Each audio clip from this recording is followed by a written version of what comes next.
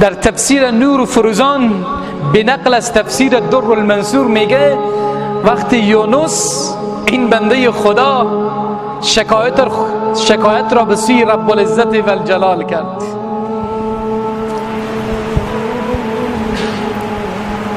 گفت لا اله الا انت سبحانك انی کنت من الظالمین، ای الله من از جمله ظالمینم. این صدای یونس رفت به زیر عرش رب العزت و الجلال. ملائکه گفتن خدایا ای رب العزت و الجلال، صدای یک شخص آشنایی از سرزمین غریبی می آید، هی طور فریاد می زند. الله میگه آیا نشناختید این صدا صدای کیست که از سرزمین غربت، شکم ماهی، جایی که هیچ کسی دیگری نیست، اما یونس به رب العزت و الجلال امید دارد که حتی خدا رب و مولا میتواند از این تنگنای شکم ماهی مرا نجات بدهد. ناامید نمی شود. وقتی چنین ربی و چنین مولایی و چنین خدای داری، حتی در این حالت تنگنا هم ناامید مشو. شما نمی شناسید این صدا صدای کیست که از سرزمین غربت رب بر فریاد می زند؟ نه یا رب، صدای آشنایی دارد اما نمی دانیم که این صدا از اون سرزمین غربت که تو رای فریاد می زند صدای کیست؟ از قعر دریا صدا میره به عرش رحمان. این که دست خود بنده بالا می کند با کمال تواضع و فروتنی الله الله میگوید، این الله الله میره به عرش رب العزت و الجلال و اونجا میره آسمان، عرش رحمان. صدای تو مبارکه. این بنده کیست که الله الله میگه بس صدای لا اله الا انت سبحانك، خدایا تو بزرگی، عظمت رب العزت و الجلال رو از دل شکم ماهی و از درون دریا میگه سبحانك، تو خیلی بزرگی،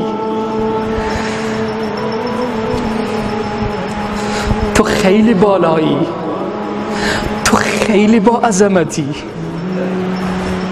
هیچ کس دیگر نیست. زندان شکم ماهی از این همه چغوری ها فریاد الله را میده.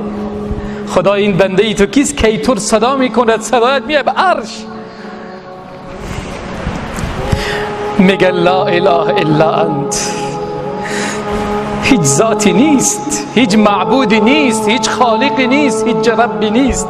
من در تنگنای شکم ماهی قرار گرفتم، هیچ راهی برای نجات این بنده خدا یونس نیست مگر این که توسل بجویم به رب العزت و الجلال.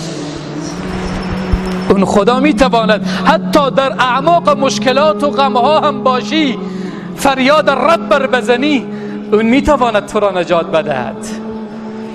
الله به ملائکه میگه این صدای یونس من است، صدای بنده من است. یونس پیامبر و نبی من، اون سرزمین غربت شکم ماهی است که از اونجا رب خود فریاد میزند. ملائکه میگن خدایا ای رب و ای مولا، یونس بنده شاکر؟ رب میگه بله. پیامبر،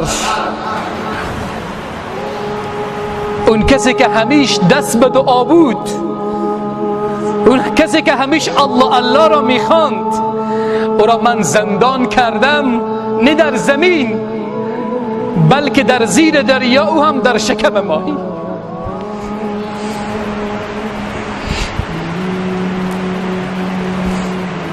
کی میتواند از الله بپرسد چرا چنین و چنان کردی؟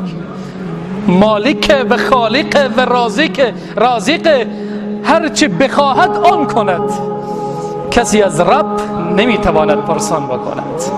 فقط یک چیز الله خیلی دوست داره، عجز و ناتوانی بندگان. ملائکه گفتن خدایا بنده‌ای که در حالت صحتمندی تو را خواند آیا او را نجات نمیدهی؟ الله میگه من او را نجات میدهم. خداوند به ماهی دستور میده که بنده هم یونس را در جای امن و امان قرار بده. گاه باید با رب و مولایت التماس بکنی و دعا بکنی و از رب و مولا بخواهی.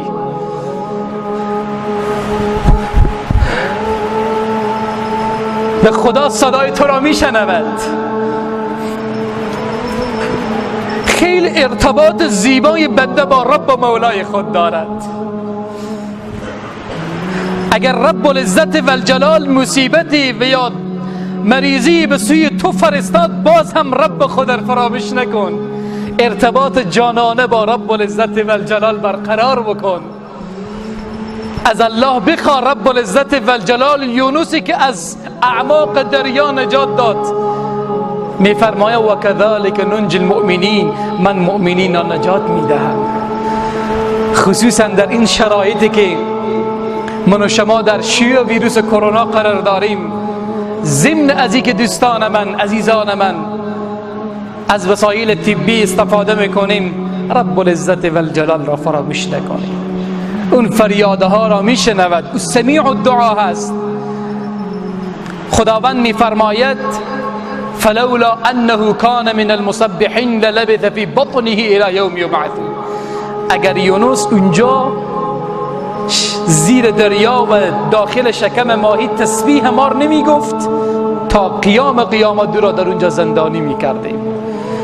پس خدا را بخوانید، رب العزت و الجلال این مشکلات و مصائب را از بین می برد.